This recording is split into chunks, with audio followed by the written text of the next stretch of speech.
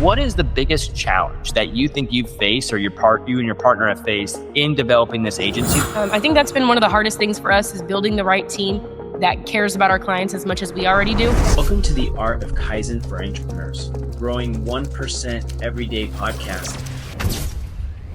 Hello and welcome to the Art of Kaizen for Entrepreneurs podcast, where we get to discuss how to grow 1% every single day.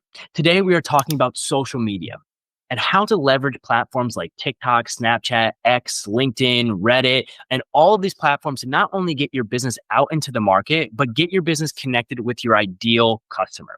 Joining us today is Caitlyn Lopez from Bohan Media to discuss how to leverage social media the right way. Thank you, Caitlyn, for joining us. Thanks, Kyle, for having me. Super excited to be here with you all today.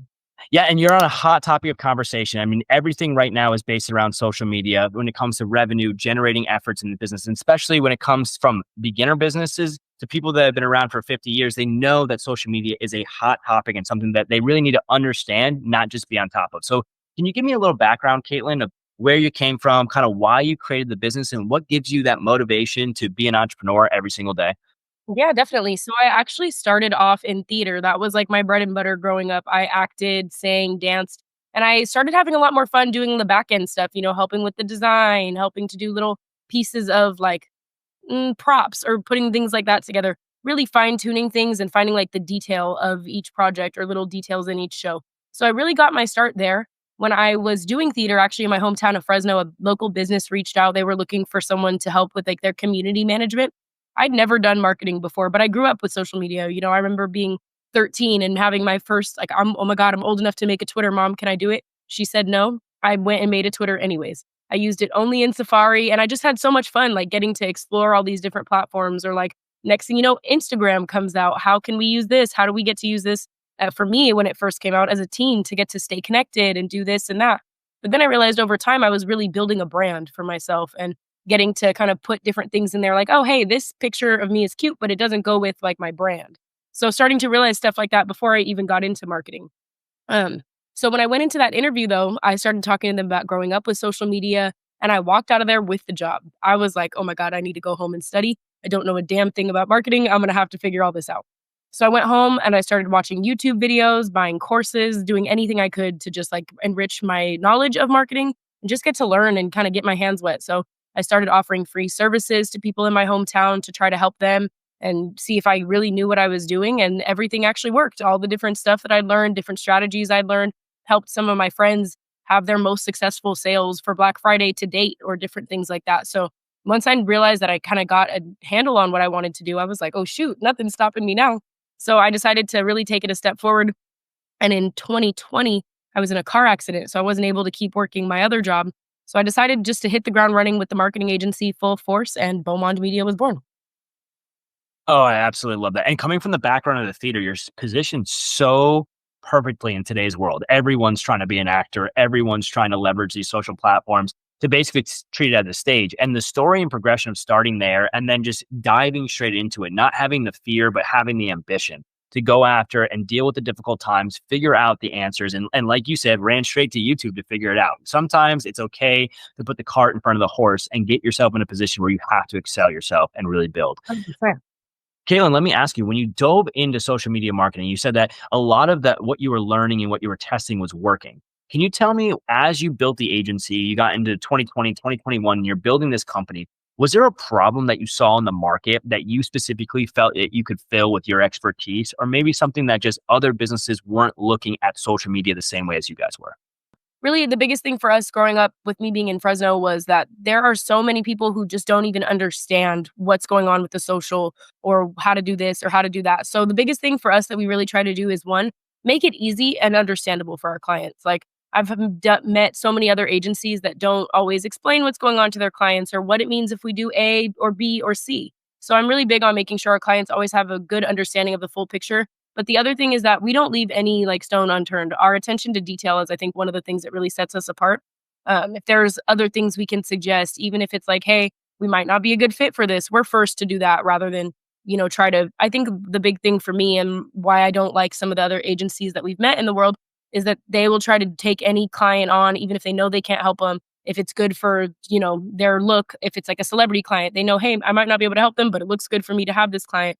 or different things like that. We're very aware of what we can and can't do. So we always try to make sure that we're really clear with that with our clients, but really just make sure they get that understanding and taking the day to day out of their hands. So they don't have to worry about what's being posted today or, oh man, Instagram comments are coming in and we got to respond. So really making it easy for our clients and understandable is the main thing that we try to streamline, that I think a lot of agencies kind of try to cloud up and make things a little more confusing than they need to be.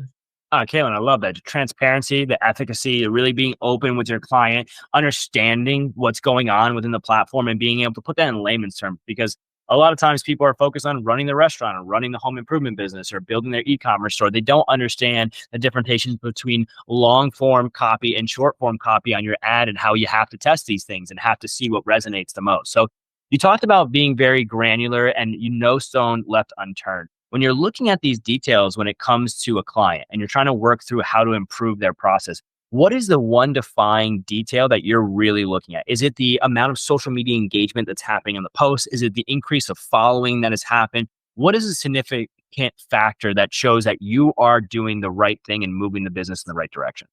I definitely think the followers going up is a good thing, but seeing the engagement is really the main thing for us that lets us know we're doing the right thing. For example, with like rebranding clients or helping them to do things like that, when you start seeing people getting that understanding of, oh, hey, this is their story, or this is why I shop with this brand I've been buying products from for years.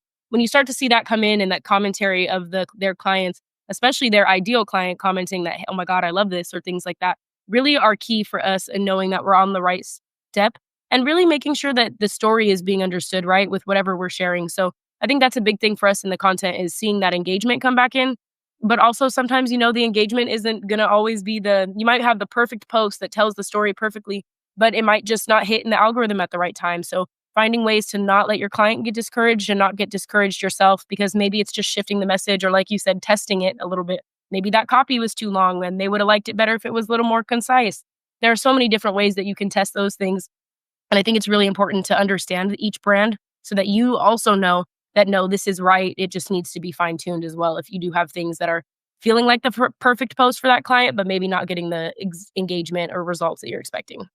Entrepreneurs and business owners listening to this right now, how powerful is that to have somebody that's in your corner that knows the social media platforms, understands the way that these algorithms and these structures need to function, but also caring about your personal brand, caring about how you are supposed to be represented in the market. Super powerful, Caitlyn, and really aligned with what the clients are looking for. Let's talk about the clients a little bit. What is your ideal client? Who are you actually working with? Are you taking mom and pop shops or Fortune 500 companies?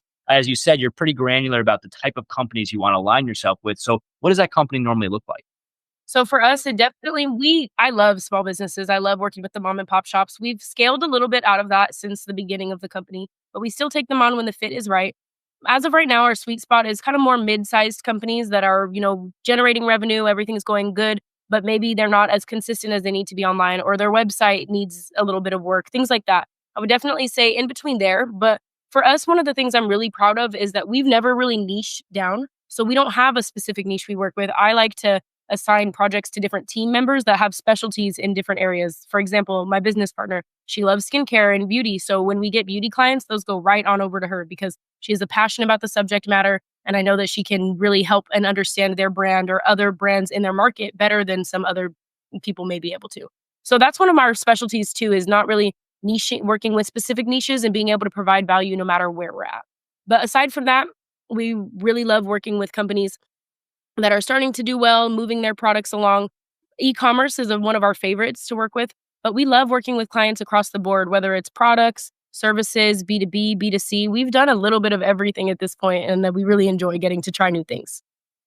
Truly industry agnostic. I love that. And it allows you to really understand what works as a common denominator across the board, right? If you go inside of one vertical, you find success in that vertical, but you seem to be cookie cornered into a position of like, this is what the industry does and this is what works, where a lot of opportunities comes from taking the blue ocean ideology from a different type of business and bringing it into the category you're working with. So I love to hear that. Love to hear that you're across multiple different types of businesses. Let's dive into a little bit of your uniqueness and kind of the differentiation that you have. Obviously, your background and understanding of theater has a huge defining difference in how you do things. When it comes to working with the clients, outside of being granular and making sure no stone is left unturned, Is there a process, a system, or something that you do internally that is unique to your company that we wouldn't find somewhere else?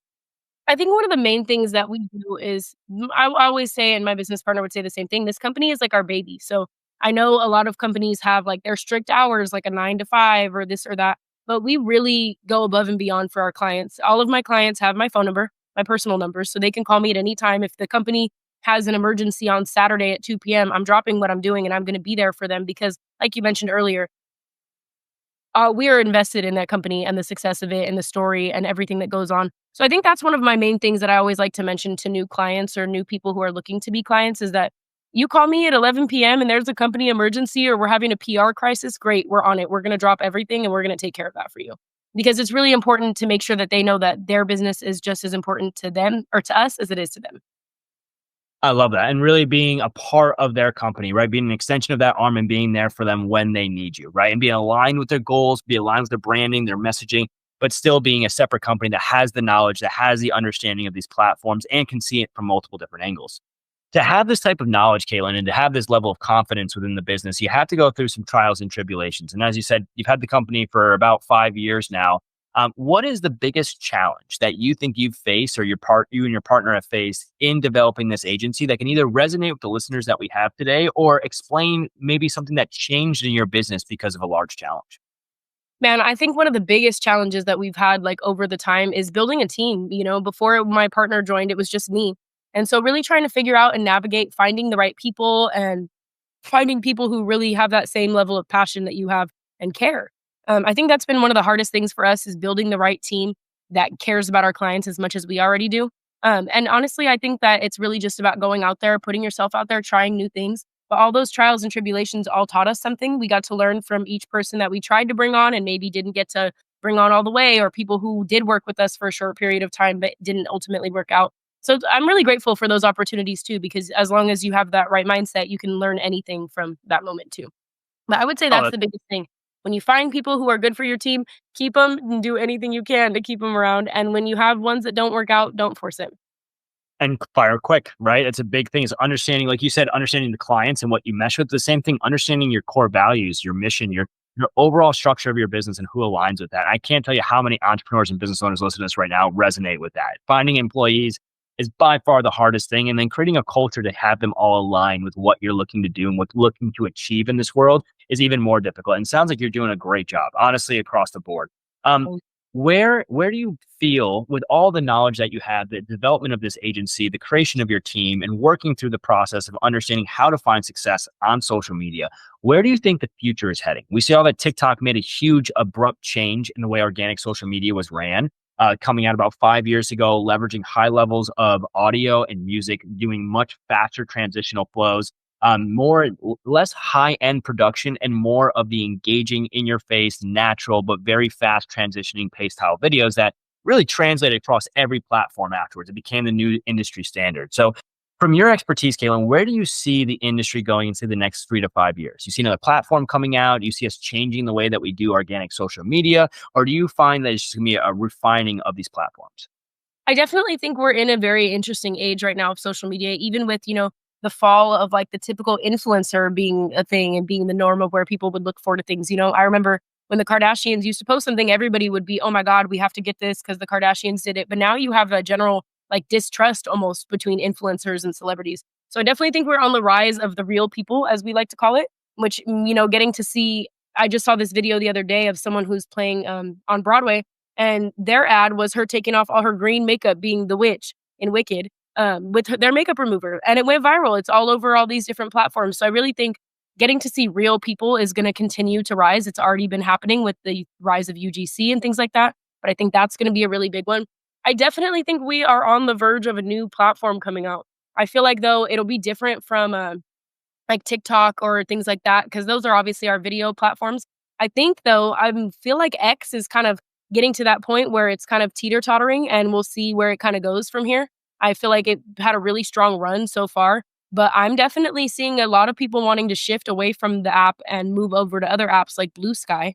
So that's an app we're kind of exploring and messing around with and seeing what happens there. But I definitely think people are on the hunt for a new text-based app. I think with a lot of the changes that have been happening to the company or changes to the rules and regulations and the way that they run it, are pushing a lot of people away.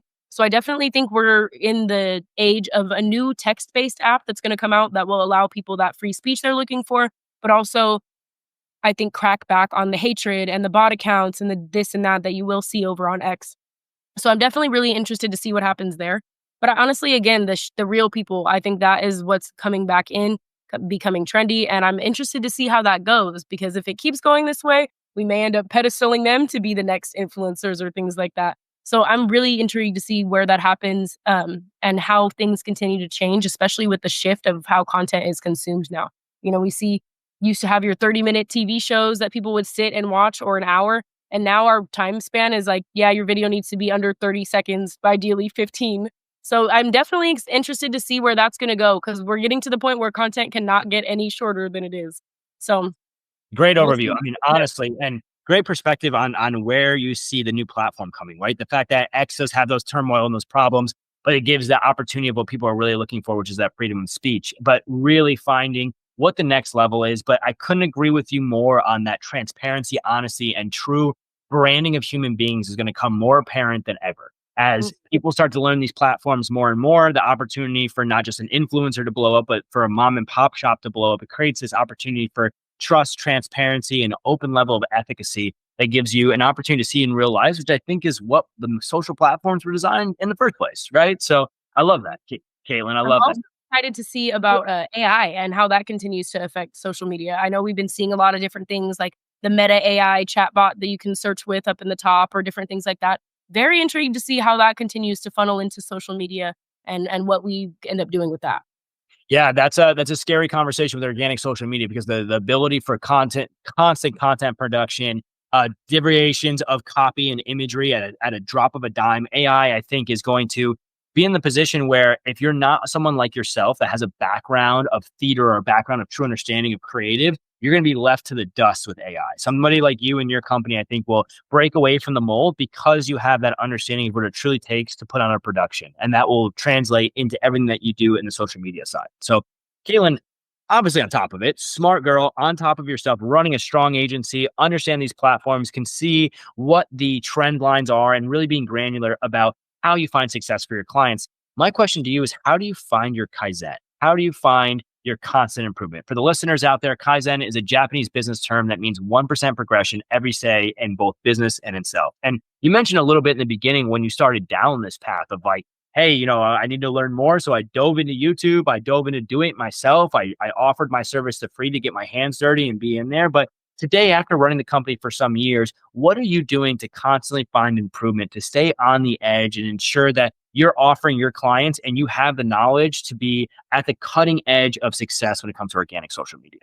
I think the biggest thing when it comes to that personal growth and also business growth is just learning. I've never stopped learning since the day I started watching all those YouTube videos about marketing, whether it's analyzing and looking at the world around me and finding different ways that, hey, maybe this can give me an idea for that, or whatever kind of ideas I can get sparked from being outside just in the world. But, I still watch YouTube videos. I still take courses. I read. I love to find new ways to analyze things or look at things. Like, if I have something happen with the client, like maybe a miscommunication or things like that, I will reread that until I figured out, okay, here's where maybe I went wrong, maybe they went wrong, but here's what I can do next time to stop it from happening. I definitely think just finding new ways to learn, and even in your communications with the people around you in the world, finding new ways to perceive and understand the things that are right in front of you.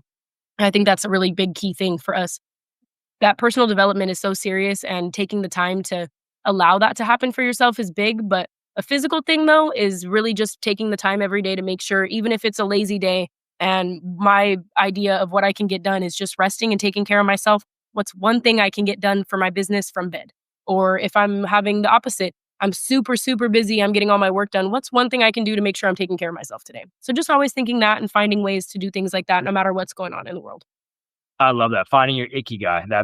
It's a Japanese term that means a balance between what makes you happy, what makes you healthy, and what makes you money. Right. So finding that balance, and you're definitely fitting in there. And that's awesome. Just a student of life, constantly progressing. And that's how you stay on top of the ball. For the entrepreneurs and the business owners out there, that's why you have to hire a company like Bohan Media. And you have to work with Caitlyn so that you're able to lean into your expertise, will be what you do for business. And you can bring in someone that has the expertise of social media so they can handle that part of your business. I have one last bonus question for you, Caitlyn. Go for it. Adley, have you ever heard of the book Atlas Shrugged? I actually have. I haven't read it yet, but I have heard of it. Massive book, so super long. The concept is incredible. The concept of Atlas Shrugged is a book that says that all the business owners in the world, you, me, and the entrepreneurs listening to this right now, we put the world on our shoulders and we move the world forward every single day through our businesses. If there was no business, there would be no progression in the world. The book Atlas Shrugged talked about what would happen if you, me, and all the other business owners just shrugged it off. What if we took our businesses and we all walked away and we stopped running companies? If that happened today, Caitlyn, me, you, all the entrepreneurs out there, we left our businesses. The restaurants were still out there. The home improvement materials were still existing, all that good stuff. But if that happened today, what would be the first business that you would start tomorrow? No, man. I think the one thing that we pride ourselves on doing is being a dot connector. So I think they would be doing something like that to make sure, first off, if everything just closed, I think that we would have like a little state of chaos where everybody's like, oh my God, what do we do? So I think my first step would be trying to figure out, okay, how can I get into a position where I can help people figure out what to do? And that's a key reason why we do everything we do with Bohan Media, is to get to help people. So I definitely would find a way to set myself up where people are looking for things to do, looking for work, looking for some type of community that, hey, these people over here are doing something really similar to what you're wanting to do. Let's kind of group you guys up and have you have your own little community space. So that way people can still have that. Because I think that would be the worst part of if all of us stop doing it, is that we'd lose that sense of community in those places where we get to create that. So making sure people still have that. Caitlyn Lopez from Bohan Media is, even if the world would shift on its head, she would still find to do exactly what she does today of helping people connect with people and really doing it in the social platforms where you understand it to a level of pedigree. Caitlyn, thank you so much for the time. I really do appreciate it. For the listeners out there, how would they connect with you? If they want to connect with you and they want to start working with you, they need help on their organic social media, they want your advice on how to develop their creative the right way, how do they connect with you? So you can find us at beauxmondmedia.com. Very weird spelling, but French. So just imagine BEAUXMOND media. And we're available on Instagram, social, all the socials that you could look for us on. We'll be on those. And for me, my Instagram is at by Caitlyn J. Caitlyn is CAITLYN. So Awesome. where they can connect and find us. And we love to just chat too. So if anyone ever wants to pick our brain, have a little consultation and learn a little bit more about us and what we do or how we can help, we're always open to it. Beautiful. All that information, everybody's going to be below in the description. You can find it right there. If you made it to the end of this video, make sure you like, comment, and subscribe. And do me a favor, leave a comment below on what you think is the best social media platform and how you're using it for your business today. Caitlyn, thank you so much for your time. I really do appreciate it. For the listeners out there, we'll see you on the next one.